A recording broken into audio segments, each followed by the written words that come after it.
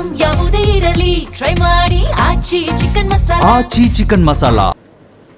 ಇಲ್ಲಿ ಬಂದಿರುವಂಥ ಎಲ್ಲ ಮಾಧ್ಯಮ ಮಿತ್ರರಿಗೂ, ಪತ್ರಕರ್ತರಿಗೂ, ಎಲೆಕ್ಟ್ರಾನಿಕ್ಸ್ ಮೀಡಿಯಾ, ಸೋಷಿಯಲ್ ಮೀಡಿಯಾ ಎಲ್ಲರಿಗೂ ನಮಸ್ಕಾರ. ಹಾಗೂ ನನ್ನ ಸ್ನೇಹಿತರು ಹಾಗೂ ಈ ಶಿಖಂಡಿ ಸಿನಿಮಾ ಮಾಡೋಕ್ಕೆ ಮುಂಚೆ ಫಸ್ಟ್ ಮಾರಕಾಸುರ ಮಾಡಿದೆ. ನೆಕ್ಸ್ಟ್ ಏನು ಮಾಡಬೇಕು ಅಂತಂದಾಗ ಮಹಾಭಾರತದ ಬಗ್ಗೆ, ಭಗವದ್ಗೀತೆ, ರಾಮಾಯಣ ಅದೆಲ್ಲ ಸ್ಟಡಿ ಮಾಡ್ತಾ ಇದೆ.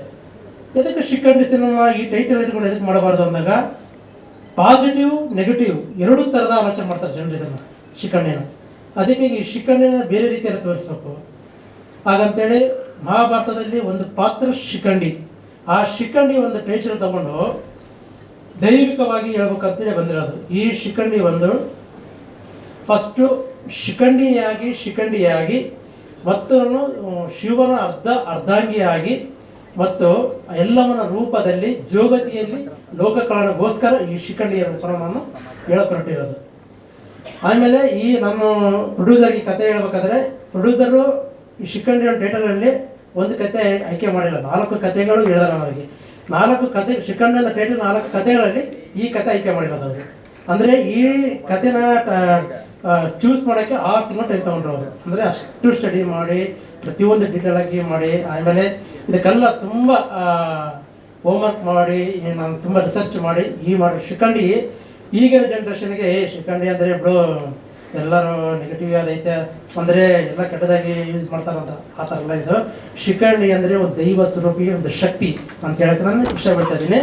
ಎಲ್ಲರಿಗೂ ನೋಡಬೇಕು. ನಾನು ಎದಕ್ಕಾಗಿ ಈ ಶಿಖಂಡಿನ ಆಯ್ಕೆ ಮಾಡ್ಕೊಂಡಿಲ್ಲ ಪ್ರತಿಯೊಬ್ಬ ಈಗಿನ ಜನ್ರೇಷನ್ಗೆ, ಸಮುದಾಯ ಮಂಗಳಮುಖಿಯರಿಗೂ ಇದೊಂದು ಎಲ್ಲರಿಗೂ ಅವ್ರು ಮಾಡ್ತಿರೋ ಒಳ್ಳೆಯದು ಕೆಟ್ಟದ್ದು ಏನೋ ಗೊತ್ತಿಲ್ಲ, ನಾನು ತೋರಿಸ್ತಿರೋದು ಶಿಖಂಡಿ ಅಂತಂದರೆ ಒಂದು ಪವರ್ಫುಲ್ ಶಕ್ತಿ ಅಂತ ಹೇಳಕೊಡ್ತೀನಿ.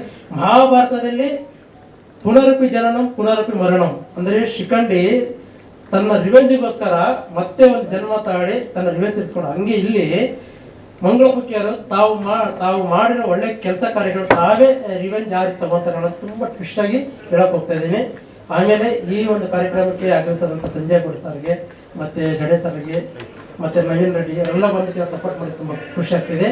ಆಮೇಲೆ ಟೆಕ್ನಿಷಿಯನ್ಸ್ ವಿಷಯ ಬಂದಾಗ DOP ಬಂದ್ಬಿಟ್ಟು ನಮ್ಮ ಮೈಸೂರು ಸ್ವಾಮಿ ಸರ್ ಅಂತೇಳಿ, ಮತ್ತು ಇದರಲ್ಲಿ ಸಂಗೀತ ಮಂಜು ಕೈವಿ, ಬ್ಯಾಕ್ಗ್ರೌಂಡ್ ಸ್ಕೋರು ಪ್ರದ್ಯೋತನ್, ಆಮೇಲೆ ತಿನ್ನಲ್ ಸರು ಒಳ್ಳೆ ಸಾಂಗ್ ಬರ್ದಿದ್ರು ಅದರಲ್ಲಿ. ಮತ್ತು ನಿಮಿಷ ಏನು ಕೇಳ್ಬೇಕಂತ ಹೇಳ್ತೀನಿ.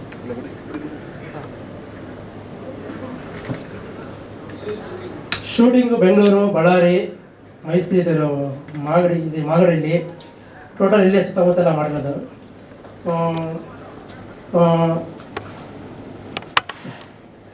ನನಗೂ ಮಾತಾಡೋಕ್ಕೆ ಭಯ ಆಗ್ತದೆ ಇಲ್ಲಿ ಈ ಸ್ಟೇಜ್ನಲ್ಲಿ.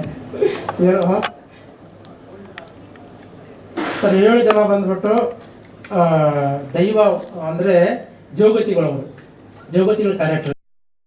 ಈ cinema suspense, thriller, RR, commercial ಮತ್ತು ಒಂದು ಫ್ಯಾಮಿಲಿ ಎಂಟರ್ಟೈನ್ಮೆಂಟ್ ಎಲ್ಲ ಥರದ್ದು ಇರುತ್ತೆ. ನಾನು ಏನು ಹೇಳಕ್ಕೆ ಅಂದಾಗ ನೀವು ಸಿನಿಮಾ ನೋಡಿದಾಗ ಗೊತ್ತಾಗತ್ತೆ ಅಂದರೆ ಯಾವ ಬೇಸಿಗೆ ಮೇಲೆ ಹೇಳ್ತಾ ಇದ್ದೀನಿ, ಯಾವ ಟಾಪಿಕ್ ಮೇಲೆ ಹೇಳ್ತಾ ಇದ್ದೀನಿ ಅಂತ ನೀವು ನೋಡಿದಾಗ ಗೊತ್ತಾಗತ್ತೆ.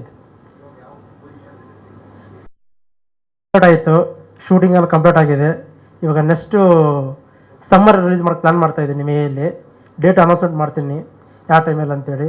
ಮತ್ತು ನನಗೆ ಈ ಒಂದು ಪ್ರೊಡಕ್ಷನ್ಗೆ ಸಂಬಂಧಪಟ್ಟ ಪೋಲಾ ಪ್ರವೀಣ್ ಕುಮಾರ್ಗೆ ತುಂಬ ಥ್ಯಾಂಕ್ಸ್, ನನಗೆ ಅವಕಾಶ ಕೊಟ್ಟು ನನಗೆ ಮತ್ತು ನನಗೆಲ್ಲ ನನ್ನ ಈ ಸಿನಿಮಾಯಿಂದ ತುಂಬ ಪ್ರೂವ್ ಮಾಡೋದಿದೆ. ಯಾಕಂದರೆ ತುಂಬ ಜನಕ್ಕೆ ನನ್ನ ಒಂದು ಆನ್ಸರ್ ಮಾಡೋದಿದೆ ಈ ಸಿನಿಮಾದಿಂದ. ಅದಕ್ಕೆ ತುಂಬ ಕಷ್ಟ ಬಿದ್ದು ಸಿನಿಮಾ ಮಾಡಿದ್ದೀನಿ.